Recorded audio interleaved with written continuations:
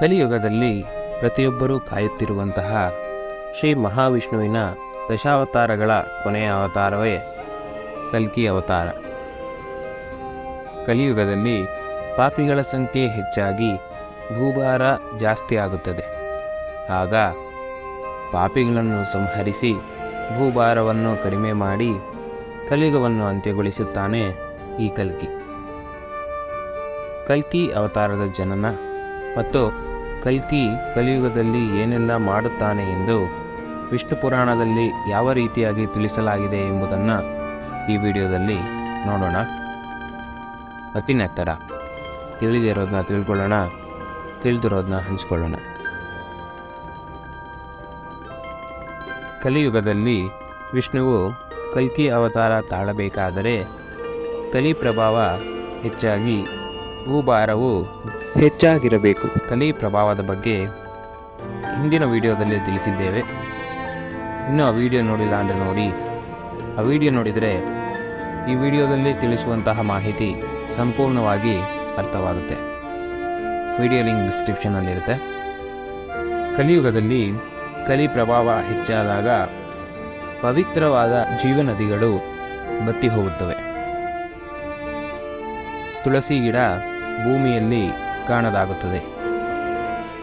ಆಗ ಶ್ರೀ ಮಹಾವಿಷ್ಣುವು ಶಂಬಲ ಎಂಬ ನಗರದಲ್ಲಿ ವಿಷ್ಣುಯೇಶ ಮತ್ತು ಸುಮತಿ ಎಂಬ ದಂಪತಿಗಳಿಗೆ ಮಗನಾಗಿ ಜನಿಸುತ್ತಾರೆ. ಕಲ್ಕಿ ಜನಿಸಿದಾಗ ಆತನಿಗೆ 4 ಭುಜಗಳಿರುತ್ತವೆ. ಮೃತ್ಯುಂಜಯನಾದ ಮಾರ್ಕಂಡೇಯನು ಆ ಶಿಶುವಿಗೆ ಕಲ್ಕಿ ಎಂದು ನಾಮಕರಣ ಮಾಡುತ್ತಾನೆ. ಕಲ್ಕಿಗೆ ಉಪನಯನವಾದ ನಂತರ ಶಾಸ್ತ್ರಗಳನ್ನು ವೇದಗಳನ್ನು ಅಧ್ಯಯನ ಮಾಡಲು ಮನೆಯಿಂದ ಹೊರಹೋಗುತ್ತಾನೆ. ಹೊರಹೋಗುವ ದಾರಿಯಲ್ಲಿ ಚಿರಂಜೀವಿಯಾದಂತಹ ಪರಶುರಾಮನು ಸಿಕ್ಕಿ ಆತನನ್ನು ಮಹೇಂದ್ರಗಿರಿ ಪರ್ವತಕ್ಕೆ ಕರೆದುಕೊಂಡು ಹೋಗುತ್ತಾನೆ.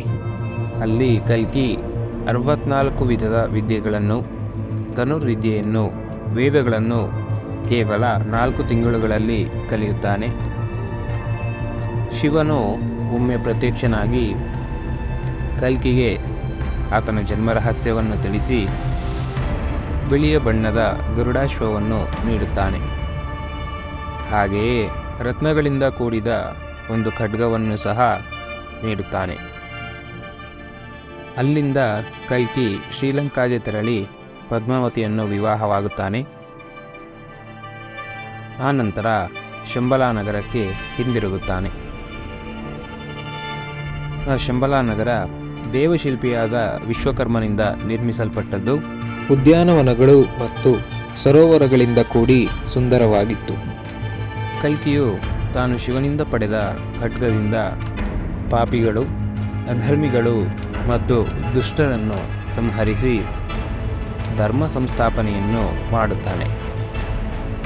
ಕಲ್ಕಿಯು ಸತ್ಯಯುಗವನ್ನು ಸ್ಥಾಪಿಸಿ ಗಂಗಾ ನದಿಯ ತೀರದಲ್ಲಿ ತನ್ನ ಅವತಾರವನ್ನು ಕೊನೆಗೊಳಿಸುತ್ತಾನೆ. ಇದು ವಿಷ್ಣು ಪುರಾಣದಲ್ಲಿ ಕಲ್ಕಿ ಅವತಾರದ ಬಗ್ಗೆ ಇದ್ದ ಮಾಹಿತಿಯಾಗಿದೆ. ಈ ವಿಡಿಯೋ ಇಷ್ಟ ಆಗಿದ್ದರೆ ವಿಡಿಯೋನ ಲೈಕ್ ಮಾಡಿ ಮತ್ತು ನಿಮ್ಮ ಫ್ರೆಂಡ್ಸ್ಗೆ ಶೇರ್ ಮಾಡಿ. ಇದೇ ರೀತಿಯ ಇನ್ನೂ ಹಲವು ವಿಡಿಯೋಗಳಿಗಾಗಿ ಸುಬ್ರಹ್ಮಣ್ಯ ಕಾಸ್ಮಿಕ್ ಟ್ಯೂಬ್ ಚಾನಲ್ಗೆ ಸಬ್ಸ್ಕ್ರೈಬ್ ಆಗಿ. ಧನ್ಯವಾದಗಳು.